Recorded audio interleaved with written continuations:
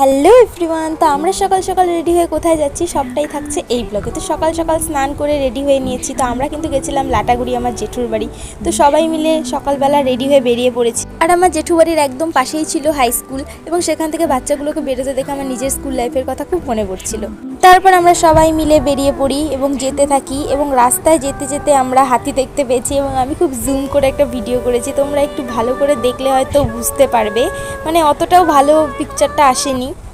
তারপর আমরা সবাই মিলে চলে গেলাম ডামডিমের বুদ্ধ মন্দির। মন্দিরটা তো ভীষণ সুন্দর, মানে আমরা ভিতরে ঢুকেছি এবং ফার্স্টেই আমাদের বলে দিয়েছিল ভিতরে কোনো ভিডিওস ফটোস ক্লিক করা অ্যালাউ নেই। তো আমি তাও চুপচাপ কয়েকটা ভিডিও করেছি। তারপর সেখান থেকে ঘুরে আমরা চলে যাই মালবাজারের হনুমান মন্দিরে। তো সেখানে কিছুক্ষণ থেকে আমরা বাড়ির পথে রওনা দিই। রাস্তা একদম অন্ধকার, ফরেস্টের ভিতর দিয়ে বাড়ি চলে আসি। তো আজকের দিনটা আমাদের এভাবেই কাটলো। তোমাদের ভিডিওটা কেমন লাগলো কমেন্টে অবশ্যই জানিও, আর ভালো লাগলে একটা লাইক করে দিও।